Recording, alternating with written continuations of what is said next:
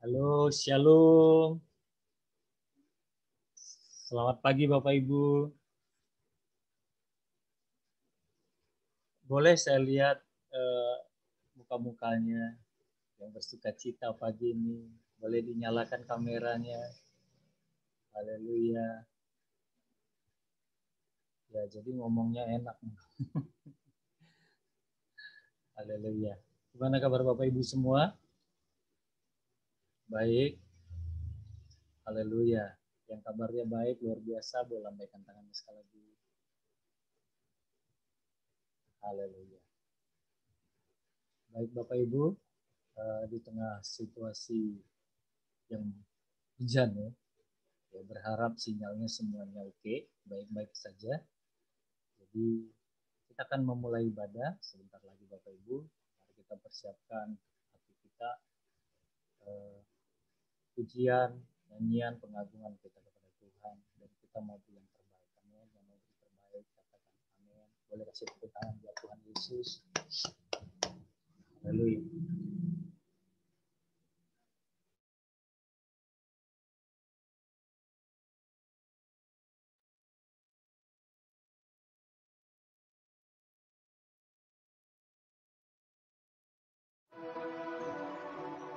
Orang yang duduk dalam lindungan yang maha tinggi dan bermalam dalam naungan yang maha kuasa akan berkata kepada Tuhan, tempat perlindunganku dan kubu pertahananku, Allahku yang kupercayai. Sungguh, dialah yang akan melepaskan engkau dari jerat penangkap burung, dari penyakit sampar yang busuk. Dengan kepaknya ia akan menudungi engkau. Di bawah sayapnya engkau akan berlindung. Kesetiaannya ialah perisai dan pagar tembok. Engkau tak usah takut terhadap kedahsyatan malam, terhadap panah yang terbang di waktu siang, terhadap penyakit sampar yang berjalan di dalam gelap, terhadap penyakit menular yang mengamuk di waktu petang. Walau 1000 orang rebah di sisimu, dan 10.000 di sebelah kananmu, tetapi itu tidak akan menimpamu. Engkau hanya menontonnya dengan matamu sendiri, dan melihat pembalasan terhadap orang-orang fasik. Sebab Tuhan ialah tempat perlindunganmu, yang maha tinggi telah kau buat tempat perteduhanmu. Malapetaka tidak akan menimpa kamu, dan tulah tidak akan mendekat kepada kemahmu. Sebab malaikat-malaikatnya akan diperintahkannya kepadamu untuk menjaga engkau di segala jalanmu. Mereka akan menatang engkau di atas tangannya, supaya kakimu jangan terantuk kepada batu. Singa dan ular tedung akan kau langkahi. Engkau akan menginjak anak singa dan ular naga. Sungguh, hatinya melekat kepadaku, maka aku akan meluputkannya. Aku akan membentenginya, sebab ia mengenal namaku. Bila ia berseru kepadaku, aku akan menjawab. Aku akan menyertai dia dalam kesesakan. Aku akan meluputkannya dan memuliakannya.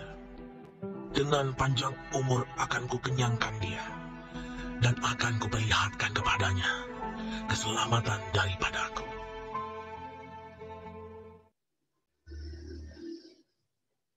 Amin. Puji Tuhan Bapak Ibu. Baik, saatnya kita akan masuk di dalam penyembahan. Mari kita berikan yang terbaik bagi Tuhan. Haleluya.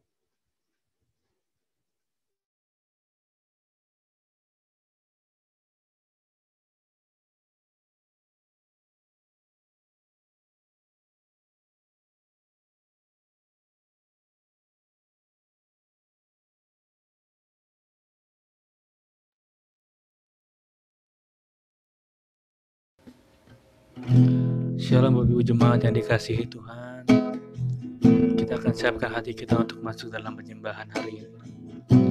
Mari kita mau berikan yang terbaik bagi Tuhan. Kita mau naikkan pujian syukur kita, biar menjadi dupa yang harum di hadapan Tuhan, dan menarik hadirat Tuhan di tempat kita hari ini. Mari kita naikkan suara kita mau sembah Dia.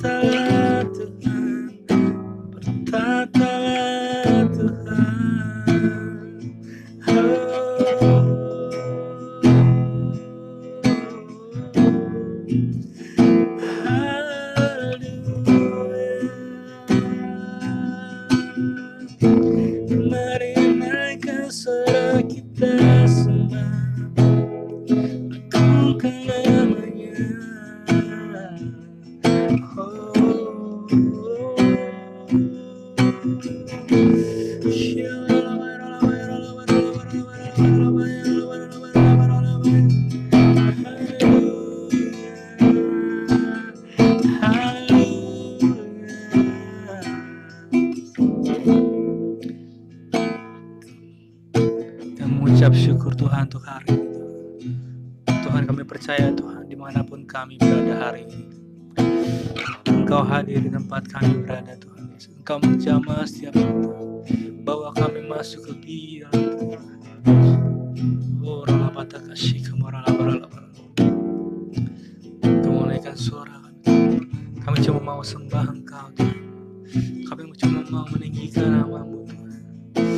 Oh ralabata kasih kamaralabara. Terima kasih Tuhan, terima kasih Tuhan. Haleluya. Setiap janji-Mu Tuhan ku simpan dalam lubuk hatiku.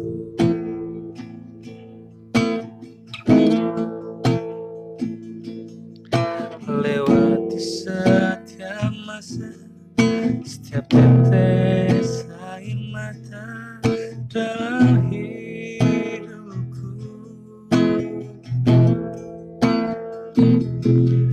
Janji-Mu menopang hidupku, kasih-Mu menuntun langkahku dalam setiap waktu. Penolongku yang aku percaya. Katakan terima kasih.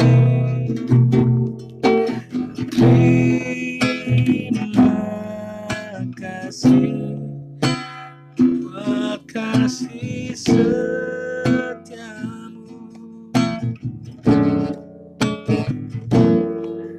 Penyertaan-Mu sempurna, janji-Mu tak pernah terlambat menolongku.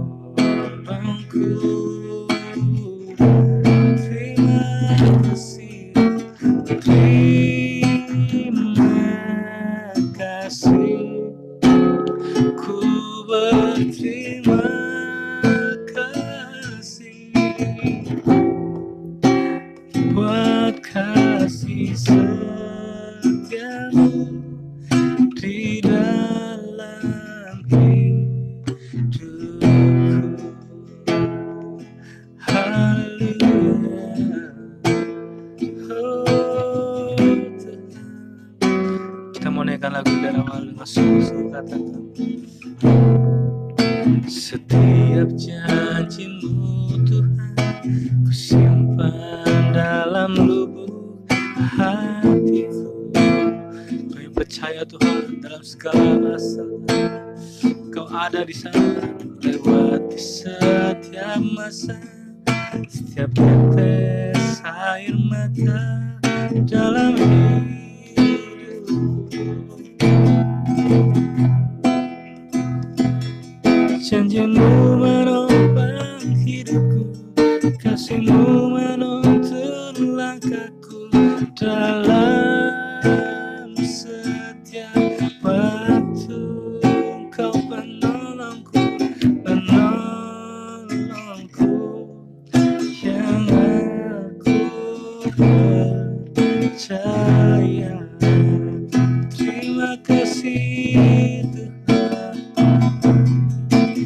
Terima kasih buat kasih setiamu.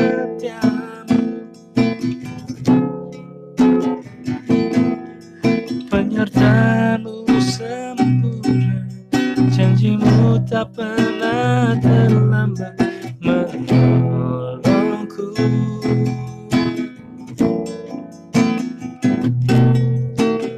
Terima kasih, ku berterima kasih buat kasih setiamu di dalam hidupku.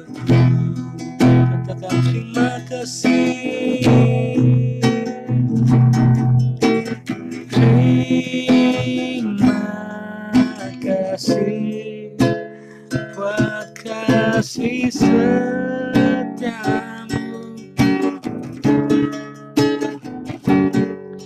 Penyertaan-Mu sempurna, janji-Mu tak pernah terlambat menolongku.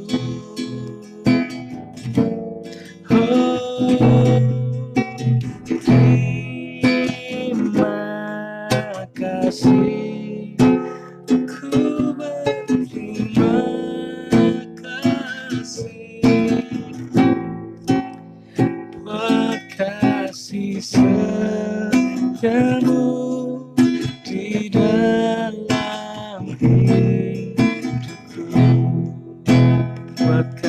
setiamu Tuhan, buat kasih setiamu, buat kasih setiamu, buat kasih setiamu, buat kasih setiamu Tuhan, buat kasih setiamu di dalam hidupku.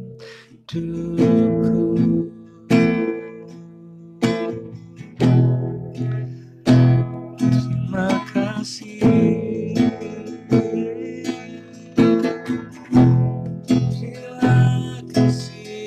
terima kasih buat kasih setiamu.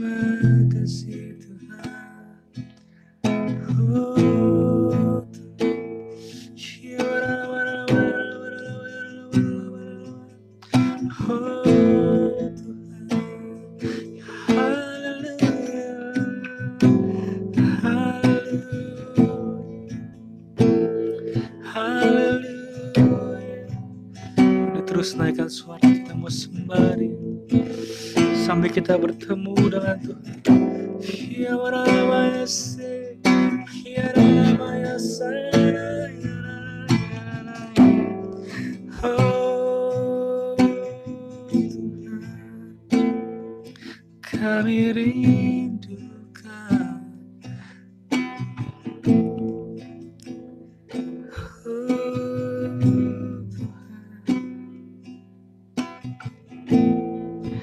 Engkau yang kami rindukan.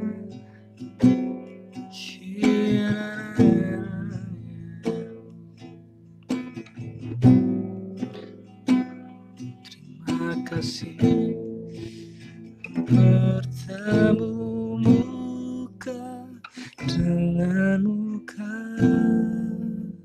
tenggelam di dalam kasih-Mu Bapa.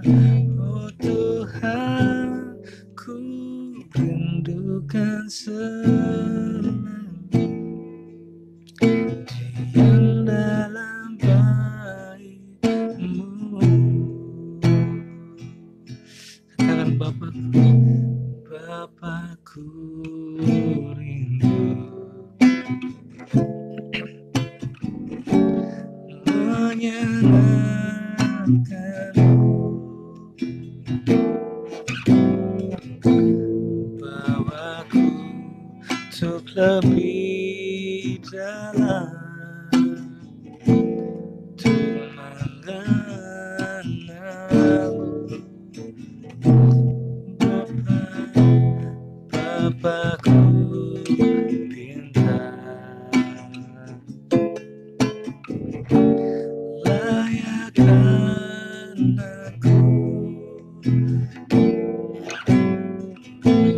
bawaku untuk menyembah-Mu di balik tirai yang suci, bertemu muka dengan muka, tenggelam di dalam kasih-Mu Bapa. Oh Tuhan, ku rindukan selalu diam dalam bait-Mu, bertemu muka dengan muka,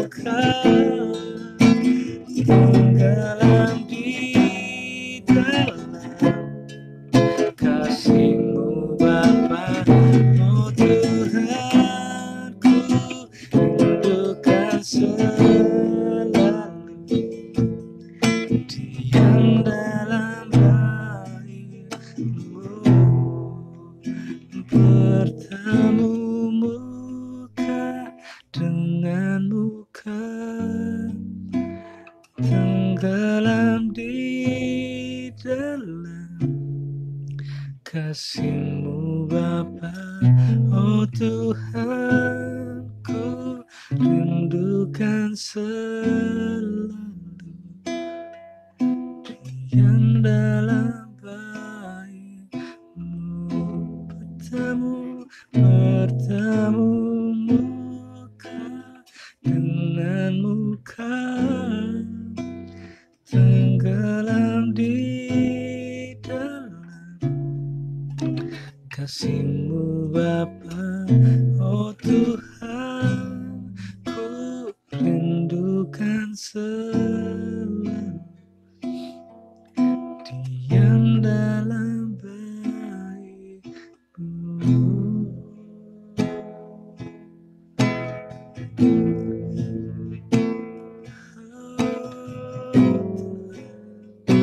Bertemu denganmu, menyembahmu, menyembahmu Tuhan.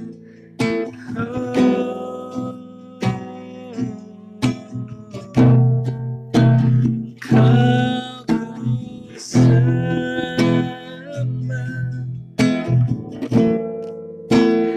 kau ku sembah,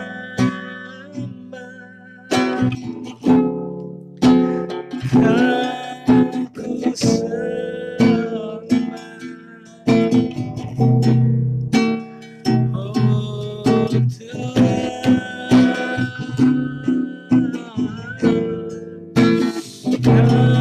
aku sembah, Kau yang kami sembah Tuhan.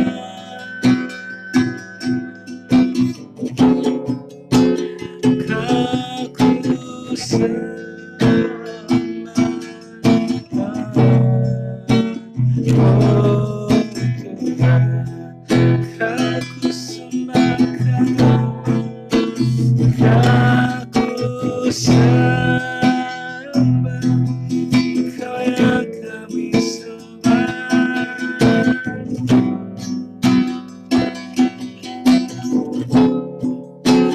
Kau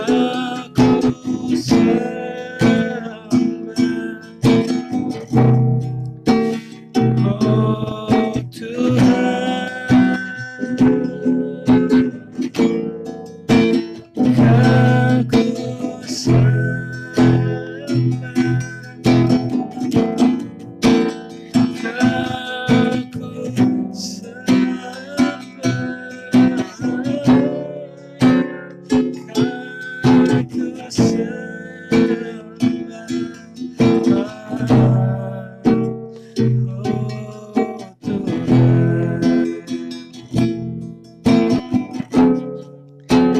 Kau ku Kita akan masuk dalam doa siapa? Kita siapin hati kita.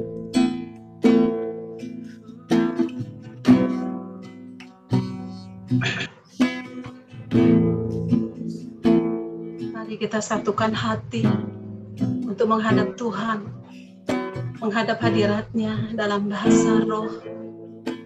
Oh ya Ramayara Namayara Namayara Namayara. Oh ya Rada Dada Dada Dada Dada. Oh ya Rabba ya Rabba Baba Baba Baba.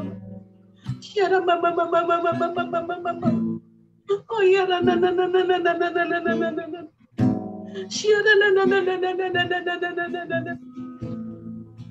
Terima kasih Tuhan atas segala kebaikan dan penyertaan-Mu sampai pada hari ini Tuhan. Ya Bapa, saat ini kami sangat merindukan Engkau untuk hadir di sini, di ibadah online ini ya Bapa. Karena kami semua umat-Mu merindukan bertatap muka dengan-Mu, merasakan kasih-Mu. Kami merindu hadirat-Mu. Bapa, penuhi kami semua dengan kuasa-Mu dan kuatkanlah kami semua ya Bapa. Bapa, kami ingin naikkan doa khusus untuk Indonesia yang saat ini sedang banyak mengalami bencana alam, sedang banyak mengalami ujian. Anak-anak-Mu sedang terluka dan banyak daripada kami sedang berduka cita, Bapa. Ampuni segala kesalahan dan dosa dari bangsa kami, Tuhan. Apa yang sudah bangsa kami perbuat, kiranya Engkau ampuni ya Bapa. Sehingga semua ini boleh terjadi atas bangsa kami. Saat ini bangsa kami sangat membutuhkan pertolongan-Mu, Bapa. Membutuhkan uluran tangan-Mu. Dan nyatakanlah belas kasihan-Mu, Tuhan, untuk bangsa kami, Indonesia. Bapa, kuatkan dan berikan penghiburan bagi saudara-saudara kami yang baru kena musibah pesawat Sriwijaya, Tuhan. Kiranya Engkau berikan penghiburan, Tuhan. Berikan pertolongan juga buat saudara kami, korban banjir di Kalimantan Selatan, Tuhan. Berikan pertolongan juga, Tuhan. Gempa bumi yang sudah terjadi di Sulawesi Barat, Tuhan. Banjir bandang di Manado, Tuhan. Juga korban tanah longsor di Sumedang, ya Bapak. Tuhan, kuatkan kami. Kami butuh perlindungan-Mu untuk saudara-saudara kami di lereng gunung berapi juga, Tuhan. Berikan kami juga semua kekuatan, Tuhan. Juga untuk saudara kami, Tuhan.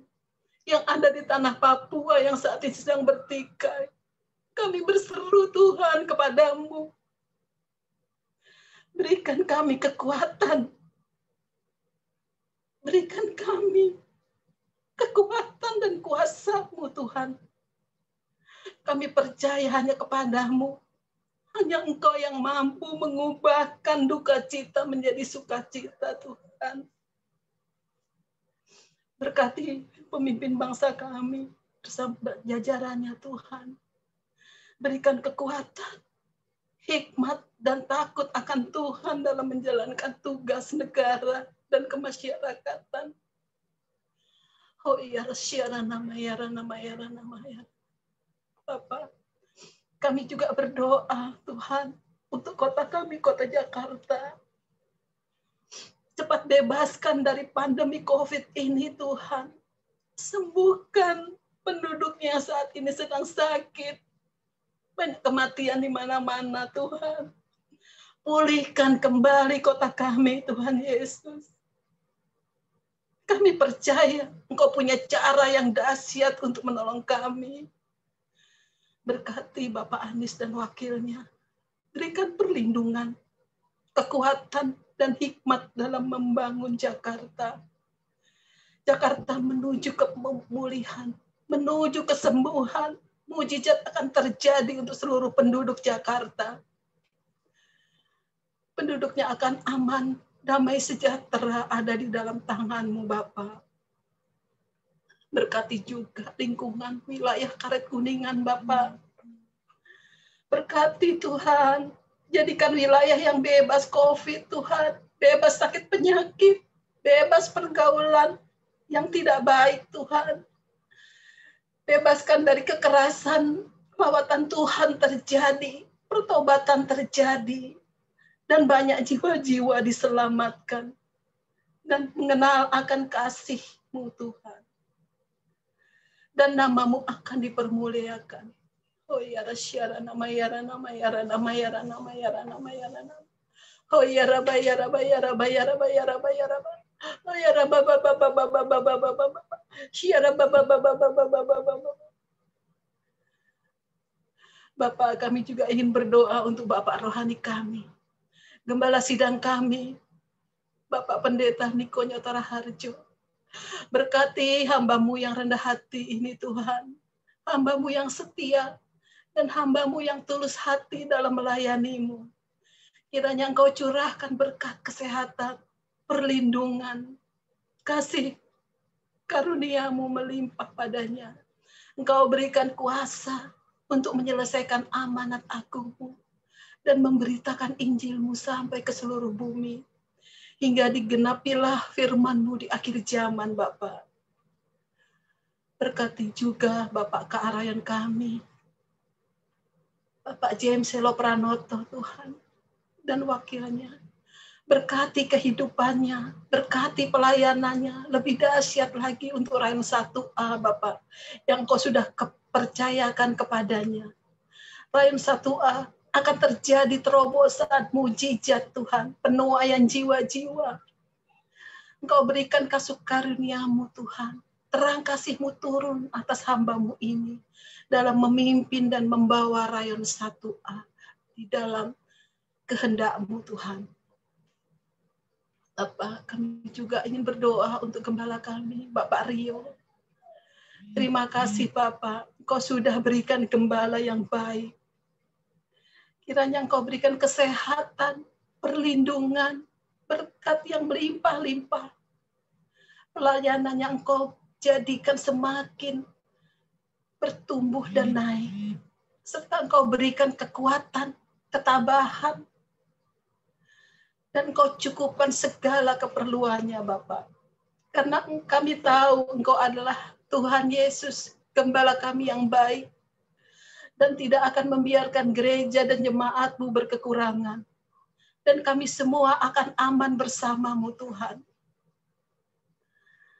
Bapak, kami juga berdoa untuk gembala-gembala kul yang ada di GBI Karet. Bangkitkan dan berkatilah seluruh gembala-gembala kul yang ada. Dan Engkau akan berikan terobosan untuk kul-kul yang ada, di mana umat-Mu semakin dekat dan semakin bertumbuh bersama-Mu Tuhan. Dan selalu mengandalkan-Mu di setiap waktu. Terima kasih Tuhan Yesus, kami sudah naikkan doa-doa kami. Kiranya Engkau berkenan di dalam nama Tuhan Yesus. Haleluya. Amin.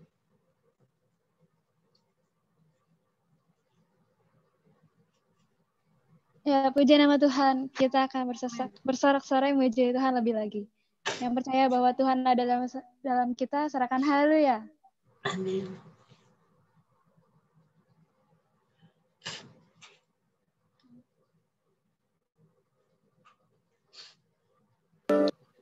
Shalom Bapak Ibu Saudara yang dikasihi oleh Tuhan. Siap memuji nama Tuhan. Haleluya. Besar di dalam kami Tuhan. Haleluya. Mari tepuk tangan di hadapan Tuhan. Sama-sama.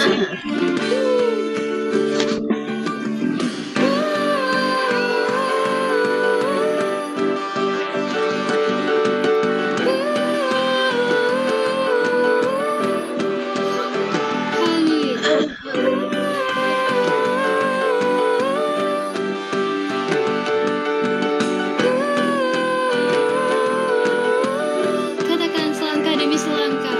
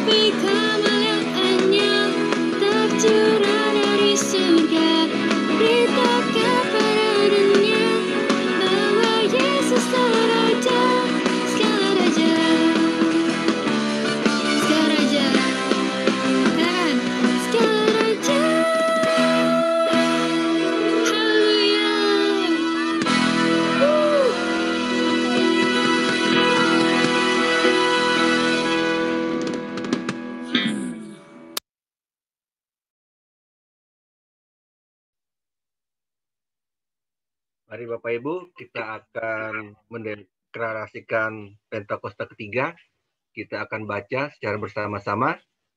2, 3. Pentakosta ketiga. 1.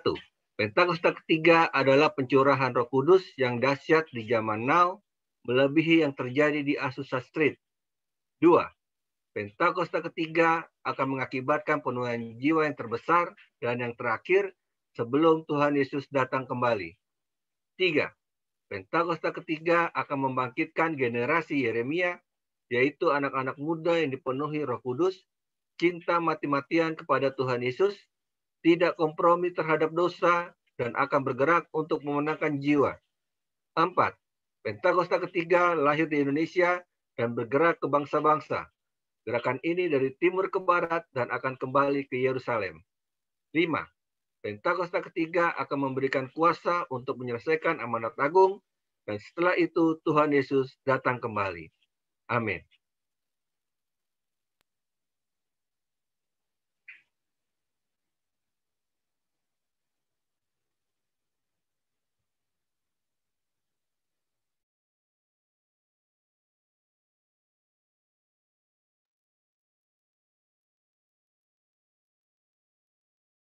Shalom saudara, selamat hari Minggu.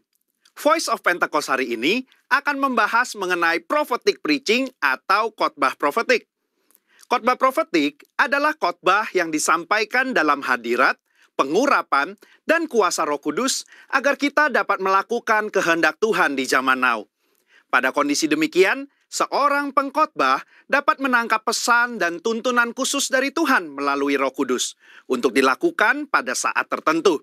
Dengan demikian, ada 3 unsur minimal yang harus dipenuhi dalam khotbah profetik. Pertama, hadirat, pengurapan, dan kuasa Roh Kudus. Khotbah profetik bukanlah khotbah asal-asalan tanpa arah, tujuan, dan dasar yang tidak jelas. Seorang hamba Tuhan yang berada dalam hadirat, pengurapan, dan kuasa Roh Kudus dimungkinkan untuk menangkap pesan profetik dari Tuhan untuk diperkatakan kepada umatnya. Seseorang yang mungkin bukan dari golongan Pentakosta dan tidak mempercayai bahwa karunia-karunia Roh Kudus masih ada di zaman sekarang ini, mungkin tidak sependapat dengan konsep khotbah profetik ini.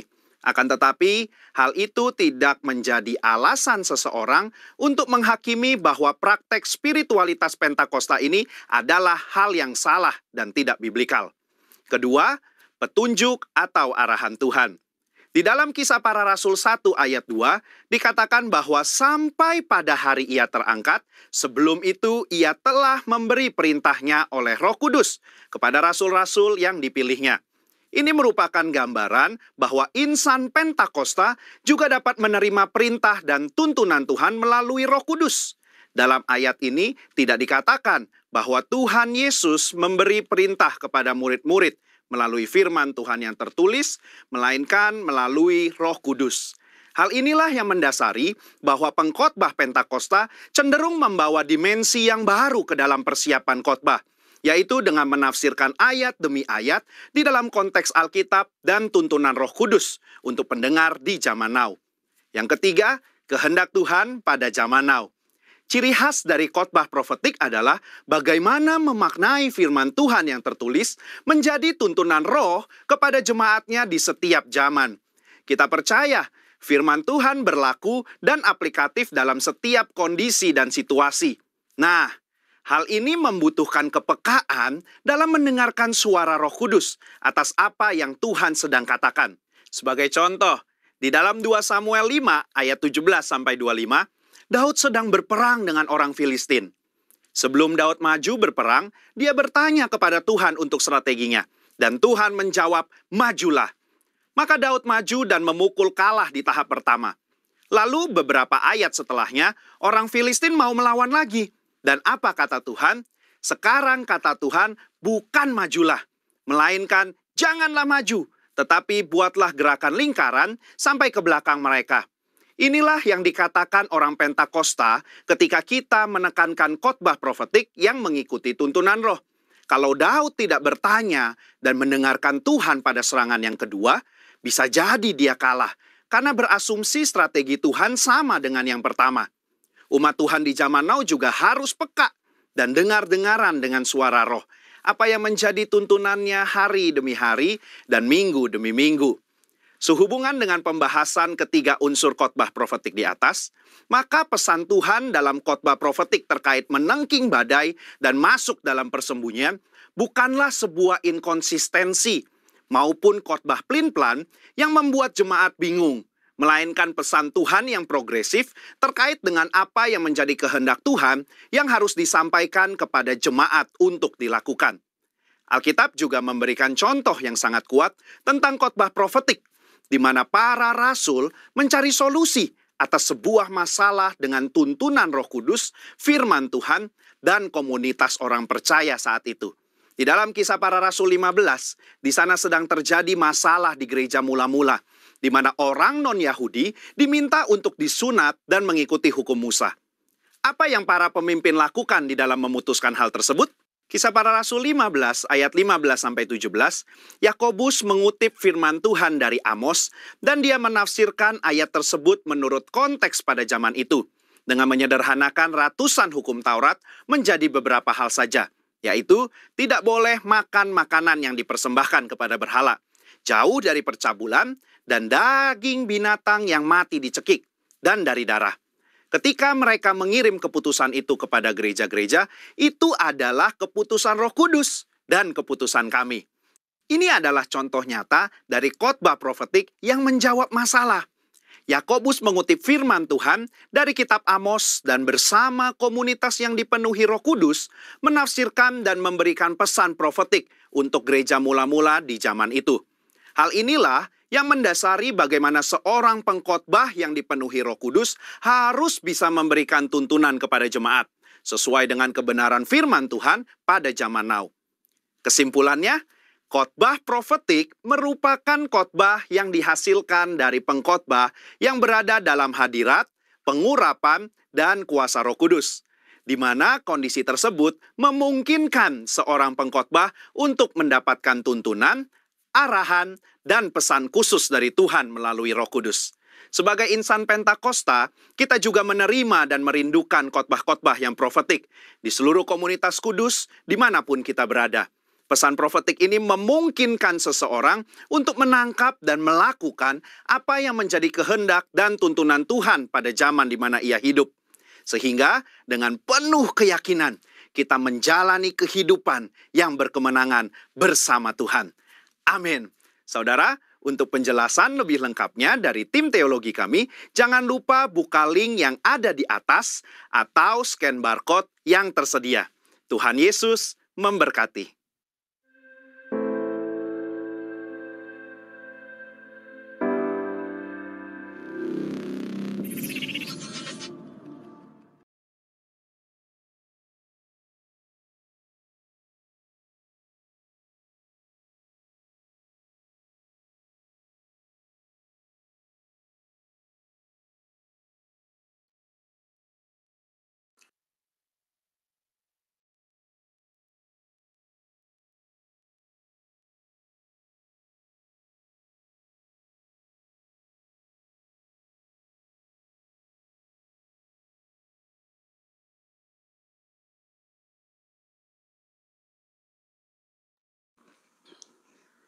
Shalom saudara yang terkasih dalam Tuhan Yesus. Bagaimana kabar hari ini? Saya berdoa buat Bapak Ibu Saudara semuanya selalu ada dalam perlindungan dan kasih setia Tuhan. Bapak Ibu Saudara yang terkasih dalam Tuhan Yesus, sampai hari ini kita masih ada masa pandemi.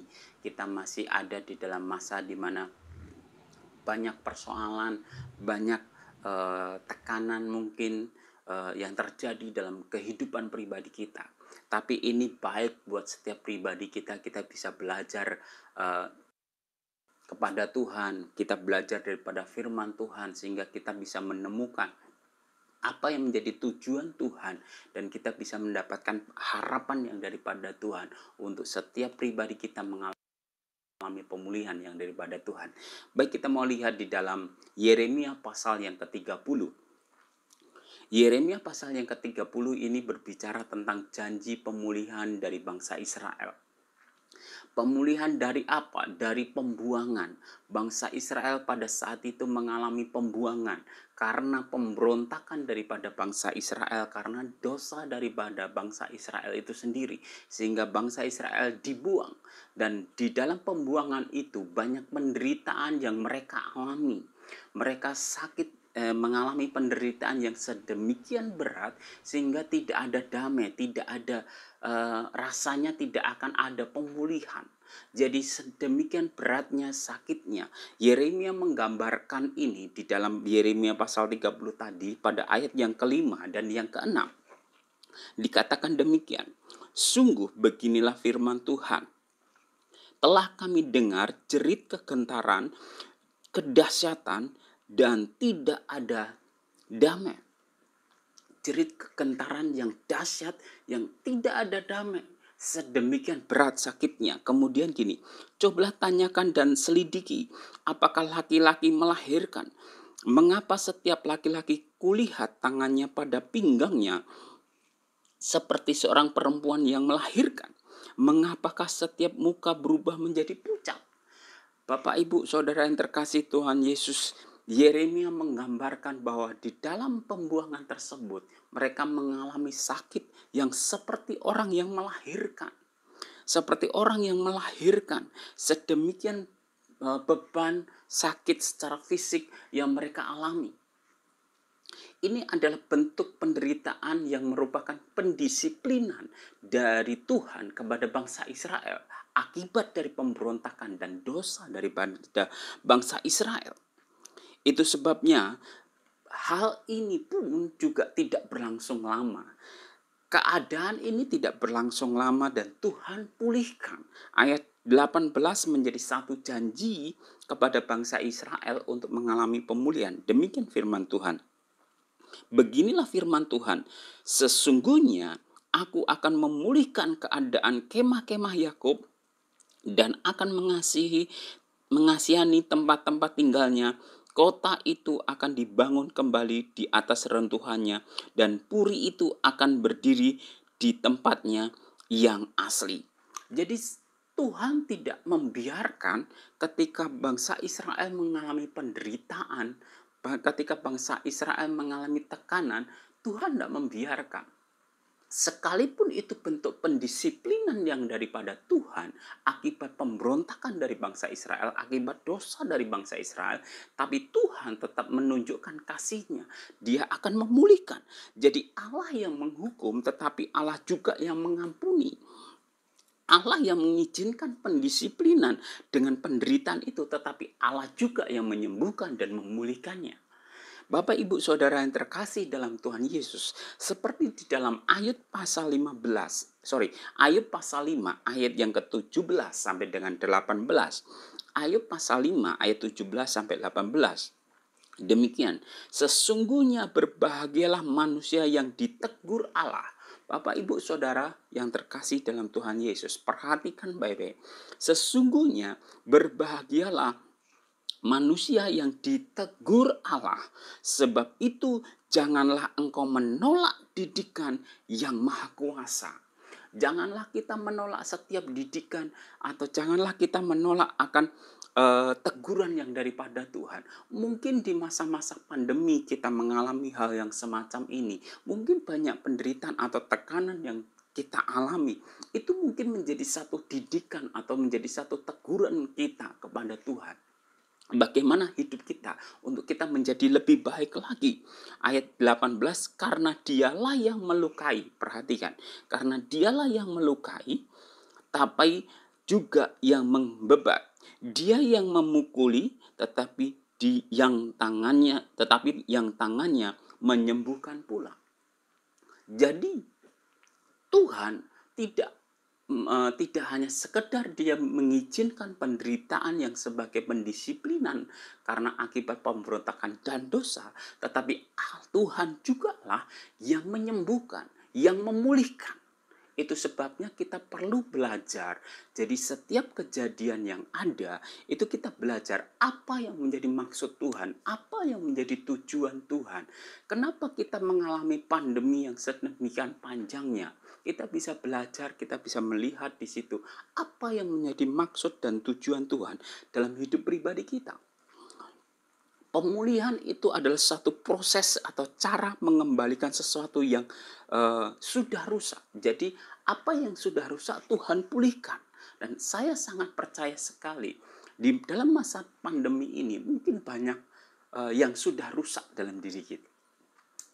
Akibat berkeluh kesah, akibat mungkin dalam ekonomi kita, mungkin dalam harap kita sama Tuhan, tapi di sini Tuhan akan pulihkan dalam kehidupan pribadi kita. Tetapi ingat, kita harus mau ditegur dan didik oleh Tuhan. Yang pertama saya menemukan yang kita bisa belajar dari firman ini adalah gini, ada pengharapan. Setiap hidup pribadi kita pasti ada pengharapan. Itu yang harus dipastikan dalam diri kita. Di dalam pas ayat yang ke-17 dan 18, perhatikan di sana dikatakan demikian. Sebab aku akan mendatangkan kesembuhan bagimu. Aku akan mengobati luka-lukamu. Demikianlah firman Tuhan. Sebab mereka telah menyebutkan engkau orang buangan, yakni sisa yang tiada seorang pun menanyakannya. Ayat ini berbicara tentang pemulihan, tetapi juga sekaligus memberikan satu gambaran perasaan ketika ada di dalam pembuangan. Mungkin kita tidak mengalami pembuangan, mungkin kita tidak ada dalam pembuangan, tapi hidup pribadi kita merasa ada dalam pembuangan. Bapak, Ibu, Saudara yang terkasih dalam Tuhan Yesus, kalau boleh saya tanya kepada Bapak, Ibu, Saudara, pernah nggak Bapak Ibu menanyakan makanan yang sisa kemarin? Makan ada sisanya, terus kemudian Bapak Ibu tanya. Setelah beberapa hari atau besoknya Bapak Ibu tanya, yang kemarin makanan sisa kemarin itu kemana ya? Pernah nggak menanyakan hal itu? Saya yakin Bapak Ibu Saudara tidak pernah menanyakan itu. Sekarang kita balik. Bagaimana kalau kita ada menjadi posisi kita sebagai makanan tersebut? Kita tidak pernah ditanya. Kita nggak pernah dipedulikan. Perhatikan di dalam ayat yang ke-17 tadi, orang buangan itu adalah begini. Mereka telah menyebutkan engkau orang buangan. Nah, orang buangan itu apa? Ya, ini sisa yang tiada seorang pun menanyakannya. Tidak ada seorang pun yang menanyakannya. Bagaimana dalam kondisi keadaan pribadi kita? Ketika kita sakit, ketika kita mungkin ada dalam kemiskinan, tidak ada orang yang telepon, tidak ada orang yang menanyakan bagaimana kabarnya. Pemimpin kita, mungkin gembala kita, atau siapa pengerja, tidak ada yang menanyakannya. Bagaimana keadaan di dalam masa pandemi ini? Nah, Bapak, Ibu, Saudara yang terkasih dalam Tuhan Yesus, dan seringkali itu menjadi pertanyaan bagi setiap jemaat Tuhan. Mungkin itu juga menjadi pertanyaan dalam hidup pribadi kita ketika kita bergaul sama orang lain. Kenapa orang nggak peduli sama saya? Kenapa orang nggak percaya sama saya? Atau mungkin karena kemiskinan, atau mungkin karena ekonomi kita yang kurang, atau mungkin karena wajah kita yang kurang ganteng, atau kurang cantik, dan itu seringkali yang menjadi kondisi kita disingkirkan. Kita menjadi orang yang diabaikan, orang yang gak dianggap. Bapak, Ibu, Saudara yang terkasih dalam Tuhan Yesus, apalagi di masa pandemi ini. Di dalam masa pandemi ini, banyak yang menjadi tekanan dalam diri kita. Di dalam masa pandemi seringkali banyak orang yang ketika kita terpapar sakit COVID-19, mulailah orang menjauhi dari kita. Kita sudah kesakitan, kemudian kita kena sanksi sosial dari masyarakat, dijauhi oleh orang lain. Kemudian tidak ada orang yang menanyakan bagaimana keadaanmu sekarang, bagaimana kamu sudah sembuh, sudah sehat atau enggak. Tidak ada yang menanyakannya. Bapak, Ibu, saya boleh melihat ini, kita bisa bilang gini, rasanya sakit. Tidak ada orang yang peduli. Tetapi kita terkadang sebagai orang percaya, kita dituntut untuk kita peduli. Sementara ketika kita ada di dalam sebagai orang yang kesakitan seperti itu, orang tidak peduli. Nah, Bapak Ibu Saudara yang terkasih dalam Tuhan Yesus, mari kita mau sama-sama belajar dari firman Tuhan ini. Hidup itu ada harapan daripada Tuhan. Hidup ini ada harapan yang daripada Tuhan. Tuhan pasti pulihkan dalam setiap keadaan kita. Mungkin hari-hari ini kita mengalami ketakutan. Mungkin hari-hari ini kita sudah kehilangan pekerjaan. Mungkin hari-hari ini kita sudah mengalami pemotongan gaji. Ekonomi kita sudah berkurang. Dan itu mungkin menjadi satu sesak dalam diri kita, gitu ya. Menjadi satu pergumulan yang berat dalam diri kita. Nah, tapi Tuhan, kalau kita berharap sama Tuhan, pasti Tuhan pulihkan. Bangsa Israel selama 70 tahun berada dalam masa pembuangan, dalam pendisiplinan daripada Tuhan. Dan Tuhan berjanji, Tuhan memulihkan keberadaan mereka. Puji Tuhan, kita punya Tuhan yang luar biasa. Ya. Dan Dia yang sudah berjanji kepada setiap pribadi kita bahwa Tuhanlah yang akan menjadi gembala, Tuhanlah yang akan menyediakan, menuntun kita kepada padang rumput yang hijau. Bahkan di dalam Yohanes 10 ayat yang 10, pencuri datang hanya untuk mencuri, membunuh, dan membinasakan. Tetapi Tuhan datang untuk kita mempunyai hidup dan mempunyainya dalam segala kelimpahan. Mazmur 9 ayat 18 dibilang begini, sebab bukan untuk seterusnya orang miskin dilupakan. Bukan selamanya hilang harapan orang sengsara. Nah, jadi setiap pribadi kita ketika kita ini berharap, kita menemukan harap itu kepada Tuhan, maka orang yang berharap atau orang yang punya pengharapan itulah yang akan mengalami pemulihan. Bapak, Ibu, Saudara yang terkasih dalam Tuhan Yesus, masihkah ada harapan dalam diri kita? Hidup ini, sekalipun kita ada dalam masa pandemi, dalam masa kesusahan, masa sulit, asal kita punya kita punya harapan kita kepada Tuhan, pasti ada pemulihan. Orang yang mempunyai harapanlah yang akan mengalami pemulihan. Kalau kita mengalami sakit penyakit, tapi kita tidak punya pengharapan untuk kita sembuh, maka kita tidak akan pernah bisa mengalami kesembuhan itu. Tapi kalau kita punya pengharapan, pasti Tuhan akan memberikan kesembuhan dalam setiap kehidupan pribadi kita. Kalau kita mengalami kekurangan dalam hidup pribadi kita, kalau kita masih punya pengharapan sama Tuhan, maka Tuhan pasti akan membukakan ide-ide yang cemerlang buat hidup pribadi kita. Berapa banyak kalau kita tonton di televisi orang-orang yang putus mendapatkan PHK dari pekerjaan, tapi dia bisa berinovasi, mereka bisa berbuat yang lebih baik, bahkan memberikan hasil yang lebih banyak lagi. Semuanya karena punya harap. Orang yang berharap, orang yang punya harapan, pasti akan melihat pemulihan. Yang kedua yang kita bisa pelajari adalah gini. Tuhan Yesus datang akan memberikan pemulihan dalam setiap kehidupan pribadi kita. Bapak, Ibu, Saudara yang terkasih dalam Tuhan Yesus, kedatangan Tuhan di muka bumi ini, atau gini, pemulihan yang sempurna, pemulihan yang sempurna, puncak pengharapan kita itu ada ketika keselamatan itu diberikan buat setiap kehidupan pribadi kita. Puji Tuhan, kita punya Tuhan Yesus yang memberikan keselamatan buat pribadi kita.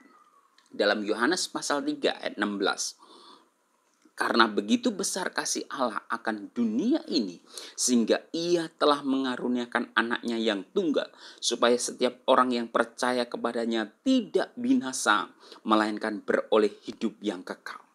Puji Tuhan, kita punya Tuhan yang luar biasa. Karena begitu besar kasih Allah akan hidup pribadi kita, sehingga Dia memberikan keselamatan kepada pribadi kita. Itu sebabnya bagaimana caranya kita bisa menghadirkan Tuhan di dalam setiap kehidupan pribadi kita. Bagaimana setiap saat kita bisa menghadirkan Tuhan dalam hidup pribadi kita. Sehingga kita mengalami pemulihan dan kita mengalami keselamatan yang daripada Tuhan. Nah, seringkali dalam kehidupan pribadi kita rasanya susah untuk kita menghadirkan Tuhan dalam diri kita.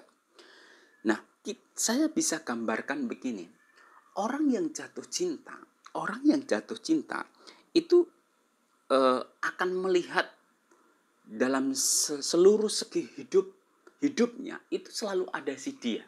Ya, kalau ada lagu di sini ada kau, di situ ada kau, gitu ya. Kalau kita lagi makan mungkin ada dia. Nah, itu ke orang yang sedang jatuh cinta. Artinya gini, di mana-mana kita bisa melihat atau kita bisa membayangkan atau kita bisa rasanya dia selalu hadir dalam kehidupan kita.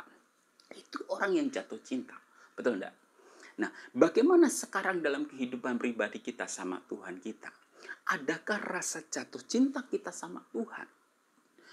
Saya sangat percaya sekali kalau kita memiliki rasa jatuh cinta kepada Tuhan, maka begini, Tuhan akan selalu ada dalam setiap kehidupan pribadi kita. Kita akan mudah untuk menghadirkan Tuhan dalam setiap kehidupan pribadi kita. Bagaimana sekarang ini? Orang yang jatuh cinta itu adalah begini. Orang yang tanpa pamrih. Orang yang berani berkorban. Betul tidak? Bagaimana setiap kehidupan pribadi kita ketika kita beribadah? Apakah kita mau berkorban atau kita mencari keuntungan buat diri kita?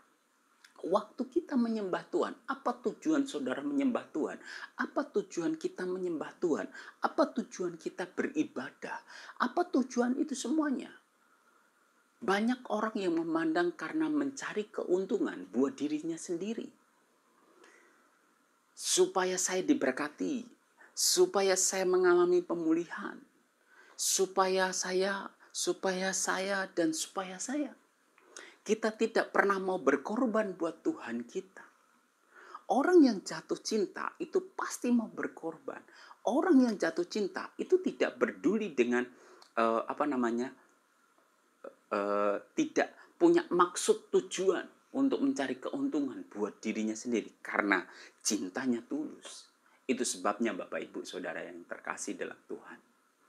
Hidup pribadi kita untuk kita bisa menghadirkan Tuhan dalam diri kita. Supaya Tuhan memberikan keselamatan, harapannya yang sempurna dalam diri kita. Supaya Tuhan selalu hadir menuntun setiap langkah kita. Memberikan keselamatan, memberikan perlindungannya. Adalah gini, mari miliki jatuh cinta kepada Tuhan yang lebih sungguh-sungguh lagi.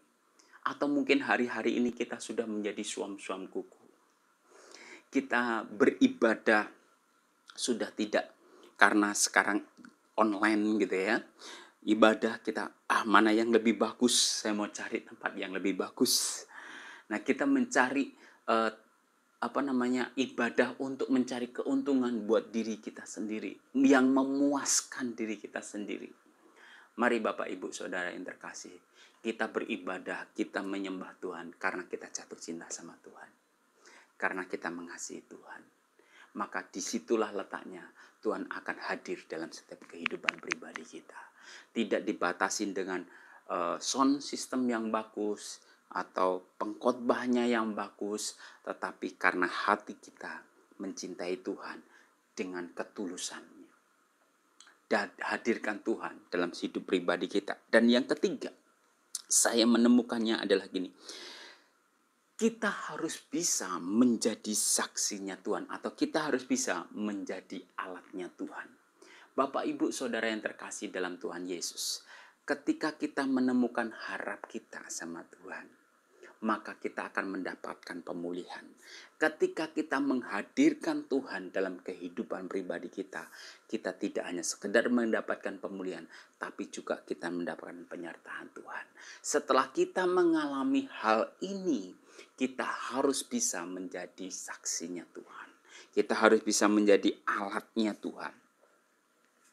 Karena bangsa Israel itu diselamatkan atau bangsa Israel dipulihkan, itu bukan buat dirinya, tetapi juga buat orang lain. Panggilan buat setiap pribadi kita, panggilan buat setiap jemaat Tuhan, panggilan buat setiap orang daripada Tuhan adalah untuk supaya kita juga memulihkan bagi orang lain.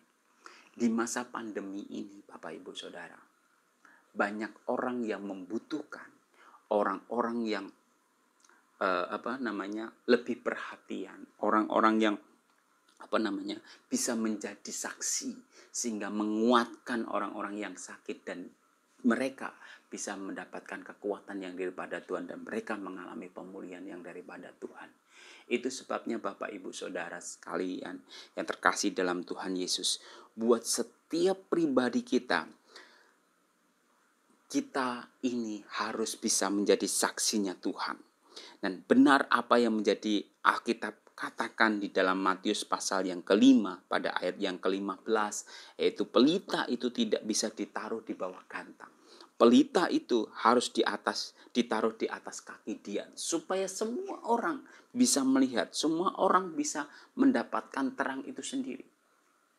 Setiap kebaikan yang sudah kita alami dalam kehidupan pribadi kita, maka kita harus pancarkan, kita harus berikan, kita harus saksikan kepada orang lain, agar orang lain pun mengalami anugerah yang daripada Tuhan. Setiap pribadi kita, bagaimana hidup pribadi kita ini bisa menjadi terangnya Tuhan, menjadi berkatnya Tuhan. Ataukah kita sudah menjadi garam yang sudah tawar, yang sudah hidupnya sudah nggak punya rasa. Kalau kita melihat saudara-saudara kita yang mungkin mengalami sakit penyakit, mereka kan seringkali mengalami sanksi sosial, mereka dijauhin sama orang. Tapi justru kita jauh mungkin secara fisik, tapi kita bisa dekat dengan komunikasi yang ada. Peralatan yang canggih yang sekarang, handphone, video call, apapun, Zoom, kita bisa bersama-sama, kita bisa menguatkan mereka. Dengan cara kita seperti itu, kita bisa menjadi saksinya Tuhan. Itu sebabnya Bapak Ibu Saudara yang terkasih dalam Tuhan Yesus, mari temukan dalam hidup pribadi kita, di dalam masa pandemi ini, di dalam masa banyak tekanan ini, mari temukan dalam diri kita harapan dalam Tuhan. Miliki harapan pada Tuhan. Temukan Tuhan itu yang satu-satunya yang menjadi pemulihan dalam kehidupan pribadi kita. Hadirkan Tuhan itu dalam kehidupan pribadi kita. Dan setelah itu semuanya, mari mau menjadi saksinya Tuhan, mau menjadi alatnya Tuhan untuk kita menjadi berkat bagi orang lain. Bapak Ibu Saudara yang terkasih dalam Tuhan Yesus, apapun saat ini yang menjadi persoalan Bapak Ibu, apapun yang saat ini menjadi masalah dari Bapak Ibu, saya mau berdoa buat Bapak Ibu. Yang sakit saya percaya Tuhan akan sembuhkan. Saudara mengalami beban berat, saudara mengalami tekanan, Tuhan akan pulihkan. Percayalah, kalau saudara masih punya harapan kepada Tuhan, Tuhan akan menuntun saudara kepada pemulihan itu. Mari kita berdoa. Dalam nama Tuhan Yesus, setiap orang-orang sakit, saudara-saudara kami yang sakit hari ini, Tuhan sembuhkan dalam nama Tuhan Yesus. Kuasa darah Yesus menyembuhkan di dalam nama Tuhan Yesus. Apapun yang menjadi sakit saudara semuanya disembuhkan di dalam nama Tuhan Yesus. Engkau yang mengalami tekanan, engkau yang mengalami persoalan, Tuhan sembuhkan, Tuhan pulihkan dalam nama Tuhan Yesus. Ada kegirangan terjadi dalam keluarga demi keluarga dalam nama Tuhan Yesus. Terima kasih Bapa, aku serahkan semua dalam tangan kuasa Tuhan. Dalam nama Tuhan Yesus kami berdoa. Amin.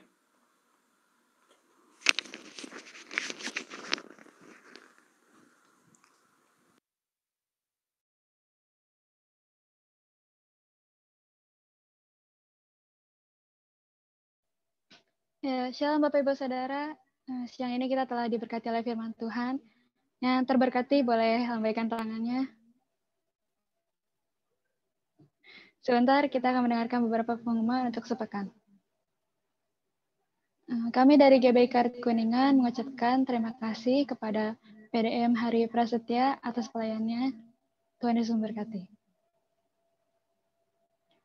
Persembahan syukur dan persepuluhan dapat ditransfer ke rekening Permata GBI Karet Kuningan dengan nomor rekening tertera di layar.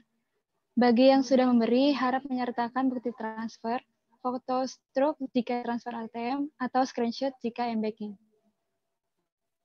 Ibadah Raya Online Karet Kuningan hari Minggu 3 Januari 2021 jam 10 akan dilakukan secara online via aplikasi Zoom. Meeting ID dan password tertera di layar. Mari Bapak, Ibu, ajak keluarga, saudara, dan tetangga untuk mengikuti ibadah raya online GBI Karet Kuningan.